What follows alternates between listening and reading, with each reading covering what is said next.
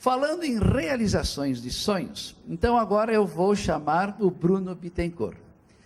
O Bruno vai nos falar sobre o case Escola Convexo.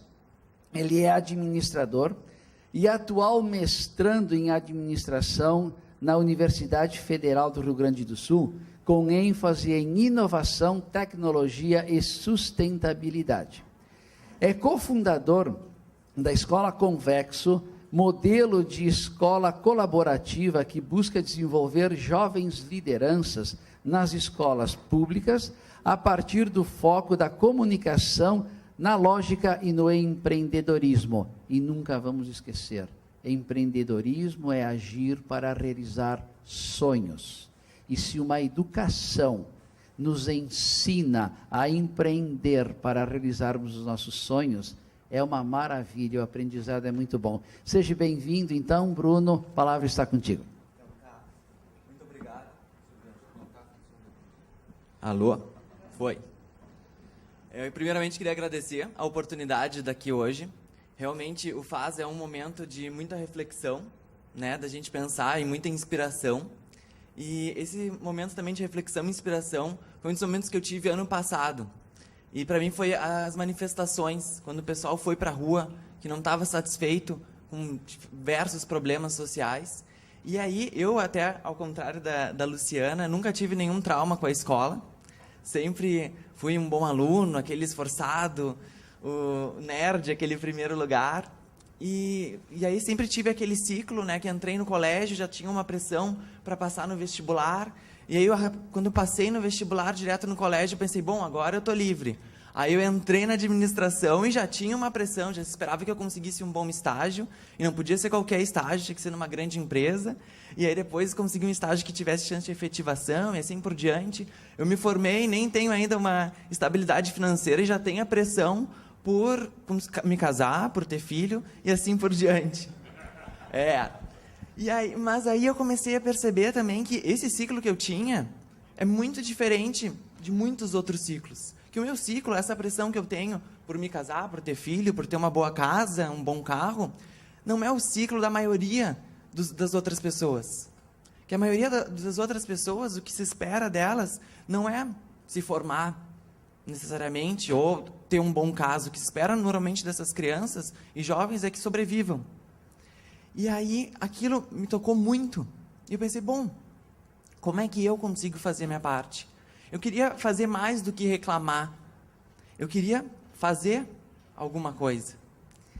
E aí, eu pensei, bom, como é que é a solução para tudo isso? Como é que é a solução para eu quebrar esse ciclo dessa outra criança que o próximo passo dela não vai ser buscar um estágio, mas sim vai ser engravidar aos 15 anos, é uma menina, ou achar um subemprego, ou ainda assim uma pressão maior para o dinheiro, vai ser entrar no mundo do tráfico, da violência. E aí eu pensei, bom, a solução é a educação. Só a educação é capaz de transformar e quebrar esses ciclos. E aí eu encontrei uma pessoa que tinha um ciclo completamente diferente do meu, que tinha passado por todas essas dificuldades, mas tinha conseguido buscar e pela educação ter mudado a realidade dela. E aí, a partir disso, que surgiu a Escola Convexo. Deixa eu passar aqui.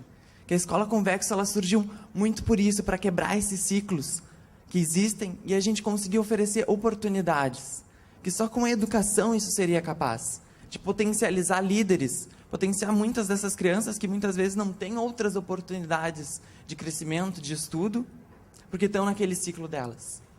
Só a Escola Convexo surgiu para transformar essas realidades, para desenvolver regiões. E a ideia disso, da própria Escola Convexo, quebrando esses líderes, desenvolvendo esses líderes, quebrando esses ciclos, era fazer que, com a educação, isso fosse possível. Então, é uma escola que acontece no contraturno da escola pública, onde no turno inverso, então, as crianças aprendem empreendendo.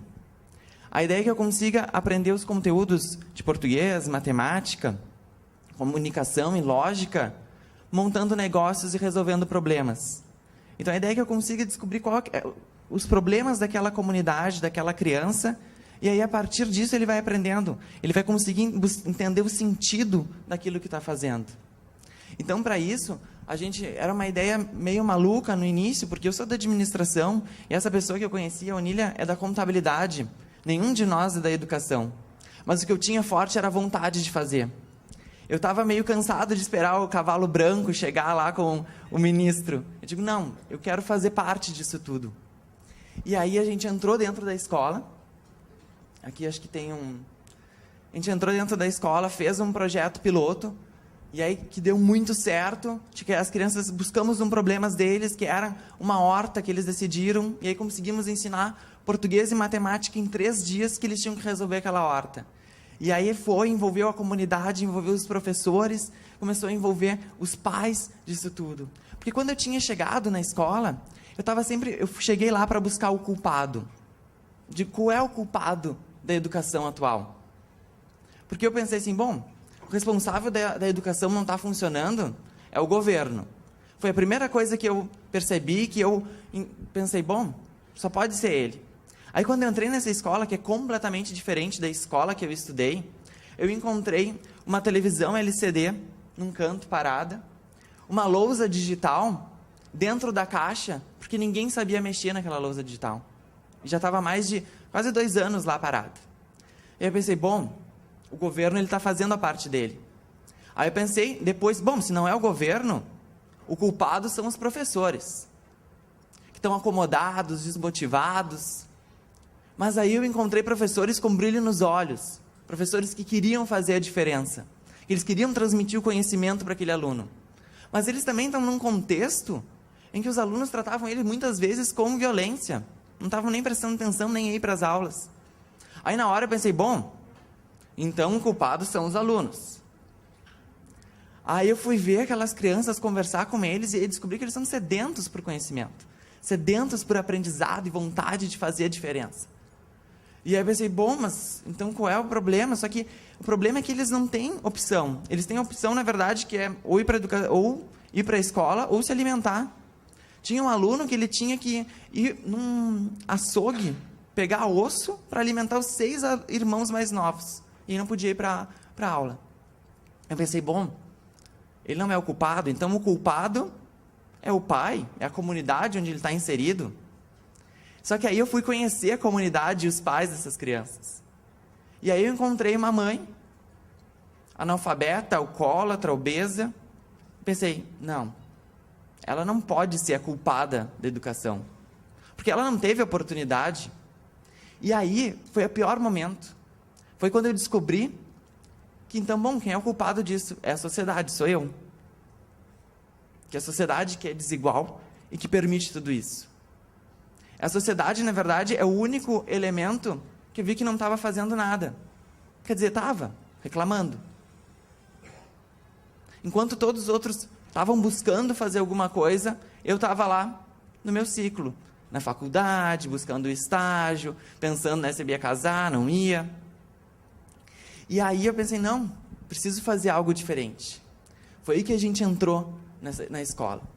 E aí as crianças buscando, a partir desses conhecimentos, montar negócios, resolver problemas. Porque montando negócios e problemas, a criança que está lá aprendendo ortografia, aprendendo pontuação, montando um contrato, como por exemplo, a gente tem uma menina lá de 11 anos que é a coordenadora de recursos humanos, a Gislaine. Aí a Gislaine, outro dia, estava montando um contrato. E aí, para ela montar esse contrato, ela pediu ajuda para a professora Raquel, que é uma professora de português da escola. E aí essa professora Raquel estava ajudando ela a montar o contrato que ia ser para os fornecedores. Uma das fornecedoras era a mãe da Gislaine, da Gisele. A mãe da Gisele tá desempregada e ela faz uns salgadinhos deliciosos. E a ideia é que ela fosse vender, então, nesse negócio. E aí, esses salgadinhos, eles vão ser vendidos para o pai do Luan, que trabalha longe. E aí, para fazer a festa de aniversário do filho, ele ia ter que pegar 2 ônibus para conseguir comprar esses salgadinhos. E aí ele consegue comprar ali da mãe da Gisele. E aí a ideia é que o governo conseguisse participar. Então, a ideia da Convexo como um todo é mais do que ser um ciclo de culpa, e sim um espaço onde a gente consiga envolver cada um desses elementos. Só que para isso acontecer, eu preciso de pessoas, eu preciso de sociedade. Preciso que cada um faça a sua parte. Que tu faça a tua parte. Nós que estamos de saco cheio de ser assaltado por um pivetinho. Nós que achamos um absurdo uma menina de 15 anos estar grávida. Nós que não aguentamos mais explicar 10 vezes a mesma coisa para o nosso funcionário e ele não entende. Nós que somos capazes de transformar a educação. E aí a gente pensando nisso que montou esse primeiro negócio dentro da Convexo, que é a 2 em 1 que eles chamaram, é onde eles vendem comidas e roupas dentro da comunidade de Chapéu do Sol, que está localizado em Belém Novo, na zona rural de Porto Alegre. É uma comunidade extremamente carente, onde não tem luz elétrica, não tem água encanada, onde eu achava até que nem acontecia essa realidade aqui em Porto Alegre, tão perto da minha casa. E acontecia. E acontece. E aí, a partir daqui, eles fizeram todo um trabalho de identificar quais eram as necessidades da comunidade primeiro.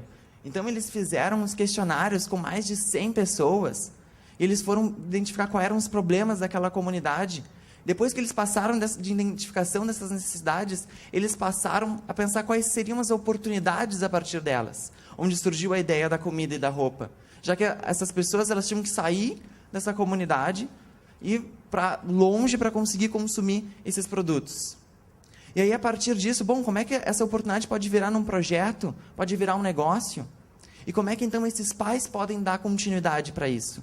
Então, começo lá do micro, trabalhando a educação, o desenvolvimento daquela criança dentro de sala de aula, começo a envolver os professores, num outro formato de educação, onde eles conseguem encontrar o sentido para aquilo que eles estão ensinando, começa a envolver os pais, onde os pais começam a ter uma geração de renda e desenvolvimento, onde ele começa a oferecer produtos e serviços que aquela comunidade não tinha antes. E a ideia é que eu consiga envolver todas essas pessoas para fazer isso acontecer. Que o governo se envolva nisso também. Tanto que é uma escola colaborativa, não é uma escola minha, não é uma escola da Onília. A ideia é a escola formada por pessoas. Pessoas que vão contribuir para essa escola acontecer. Pessoas que vão permitir a sustentabilidade dessa escola. E esse que é o momento que a gente está hoje. Porque é muito lindo, está tudo agora acontecendo, não é fácil. Quando a gente vai entrar em sala de aula, conseguir mudar todo um esquema que já está há muito tempo funcionando. Mas é muito gratificante. Mas também existem muitas outras questões que são envolvidas para isso, para a gente conseguir continuar com esse projeto. Que é o momento que a gente está hoje. Onde a gente conseguiu, eles testaram, o negócio está funcionando, estamos conseguindo um espaço para colocar um centro comercial, onde todos esses negócios estão sendo desenvolvidos por crianças de 7 a 17 anos. Que eles que estão pensando nisso. Crianças que estão fazendo um planejamento, utilizando ferramentas da administração, 5W2H, Canvas, Lean Startup, como 7 anos. Onde crianças que pode ser, muitas vezes, que eles não sigam carreira de administrador, de empresário. Na verdade, eu não estou ali para colonizar eles, dizer que caminho que eles têm que fazer. Eu estou ali para que eles possam escolher os caminhos deles. Para que eles, se eles quiserem escolher o meu ciclo de fazer a faculdade, se formar, casar, ter filhos, eles possam. E não que eles estejam só naquele ciclo já tradicional, numa esteira. Então eles fizeram todo o protótipo, fizeram um evento. Aqui são algumas das fotos, que foi que a gente percebeu que vai muito além das notas de sala de aula. No primeiro momento a gente queria saber quanto que eles estão aprendendo, quanto vai ser a evolução de português e matemática dessas crianças. Mas aí no momento que a gente vê a autoestima, a autoconfiança dessas pessoas, eles podendo liderar, se sentirem úteis, os pais poderem participar disso tudo, pais que estavam envolvidos com drogas há um tempo atrás e conseguem ter uma perspectiva de futuro, pais que choram a ver os filhos fazendo e podendo ter um futuro diferente do deles. Então a ideia é muito isso, a ideia é que não existe um ponto para chegar, porque existe muito maior do que isso. A ideia é que eu estou começando a envolver com a criança, já comecei a envolver os pais, consegue envolver uma comunidade muito maior do que tudo isso. E com certeza tem reflexo não só na vida deles, como em todas as nossas. como na minha vida, como na da minha mãe, que vai poder depois sair para jantar com as joias dela sem ter medo de ser roubada. A ideia, justamente, é mostrar o poder de transformação que tem a educação. E mais do que isso, o poder de transformação que nós temos para fazer a mudança. Porque nós estamos envolvendo cada vez mais pessoas, mas nós precisamos de mais pessoas. Porque juntos que a gente vai conseguir aumentar o projeto e envolver mais. E realmente ter mais e mais transformação. Então eu queria, na verdade, mais deixar um convite também para vocês, para conhecerem mais o projeto e também pensarem o que vocês estão fazendo pela educação. Porque eu estava há muito tempo sempre questionando, sempre buscando os culpados, os responsáveis por isso, e até que uma hora eu decidi parar e decidi fazer. E é difícil, mas é muito gratificante. É um momento da gente conseguir saber que está fazendo a parte para um mundo melhor. Então eu queria, na verdade, agradecer e convidar vocês para a gente criar mais oportunidades. Obrigado.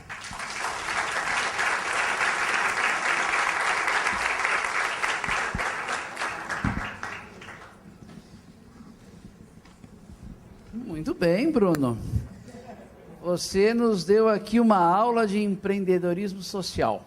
É um grande aprendizado. Ótimo, é muito bom nós vermos jovens que praticam aquilo que o Sérgio Cavalieri colocou no início, o princípio da subsidiariedade.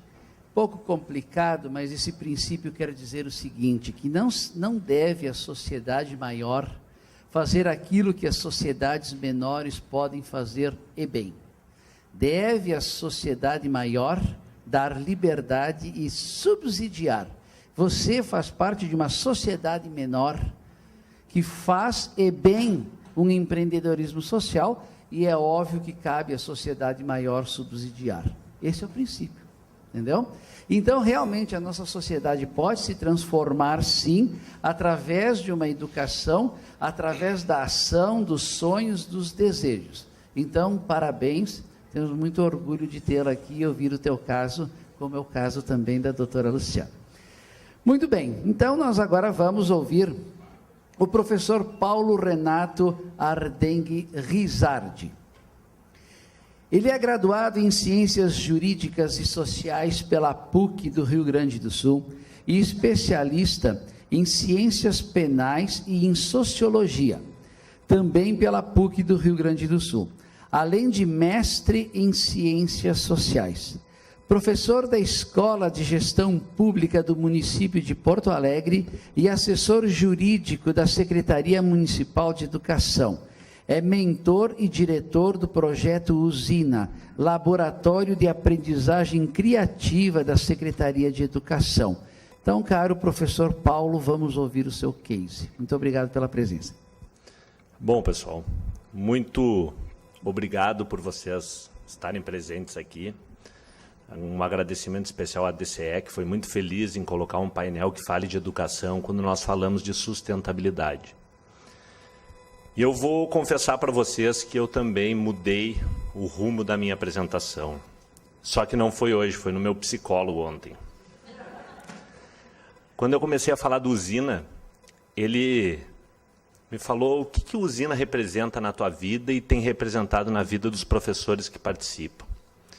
E eu comecei a me questionar e eu me dei conta que tem algo muito mais importante do que falar sobre aprendizagem e sobre educação, que é falar sobre felicidade. E o projeto Usina para mim é felicidade, o projeto Usina para os professores que têm participado tem sido felicidade, e para as pessoas que têm participado, e vocês vão compreender que pessoas que eu estou falando, têm representado felicidade. O projeto é um projeto inédito em Porto Alegre. Ele traz 8 tendências contemporâneas de educação para professores. A ideia, primeira, eu vou confessar a vocês também, eu tive tomando cerveja, junto com um cara bem especial que se chama Felipe, que é um dos donos da Perestroika, que é uma escola de atividades criativas. Fui fazer um curso lá E realmente esse curso mexeu comigo, não só porque tinha cerveja na aula, mas era um curso onde as pessoas estavam muito à vontade. E eu comecei a me dar conta que quando as pessoas estão à vontade, elas aprendem melhor. E como disse o professor Gandim, elas conseguem educar-se, porque é algo realmente que faz sentido. E aí eu comecei a pensar, poxa, por que o público não tem isso? Por que a área pública não tem um espaço no qual as pessoas possam se sentir à vontade para criar? Por que a escola está sempre ceifando essa criatividade tão interessante e muitas vezes abusada que as pessoas têm? E quando eu vi a Luciana falando, eu me senti bem confortável, porque eu também fui um aluno problema. Depois o médico me disse que era hiperatividade, mas aí não adiantava mais, né? Eu já tinha saído da escola. Mas, por algum momento, eu fui infeliz, porque me disseram que eu era um problema. E me disseram que eu tinha que fazer a professora particular. E eram os melhores momentos da minha vida, com a professora particular. Porque ela não me obrigava a ficar sentado e porque a gente conversava muito sobre a vida. E eu aprendi muito matemática com isso. Então, eu resolvi trazer um sociólogo italiano, que se chama Domenico De Masi, que eu venho lendo bastante, que eu li na sociologia, na especialização, e que trata exatamente do tema felicidade. Ele traz que as pessoas que têm liberdade para criar, elas conseguem ser mais felizes em qualquer profissão. E eu fico imaginando, por que a escola não pode ser um lugar para criar? E para criar não só para os alunos, mas também que os professores possam criar e ousar. E esse mesmo sociólogo, ele traz uma ideia de que o trabalho, ele tem que muitas vezes se misturar com a vida. Ele tem que ser um momento também de felicidade. E nós fomos, infelizmente, treinados a encarar o trabalho como algo infeliz, como algo que a gente quer que acabe logo, como as minhas aulas de matemática, com uma professora que eu tive, como as minhas aulas de química, eu detestava a tabela periódica. E eu ficava torcendo para aquilo acabar e eu não entendia muito bem o porquê que eu tinha que torcer para algo que me disseram que era bom para acabar. Da mesma forma do trabalho, e talvez por isso hoje eu me considere menos advogado e mais professor e mais cientista social. Eu descobri que no direito eu estava fazendo mais injustiça do que justiça. E isso me deixava profundamente infeliz. Então, eu analisando os processos administrativos, que são vários processos azuis, está aqui a minha colega de trabalho, alguns colegas meus estão aqui, sabem que esses processos eles trazem uma série de problemas. E eu ficava toda hora olhando aqueles problemas, e aquilo me angustiava e me tornou por um momento infeliz. Eu fiquei 7 anos trabalhando, eu estou há 7 anos trabalhando na Secretaria Municipal de Educação. Só que eu me dei conta, eu lembrei de um professor meu que eu tive em Direito Penal, que me dizia que quando a gente olhava um processo criminal, ali existia morte, sangue e uma série de coisas, que era muito mais do que folhas de papel.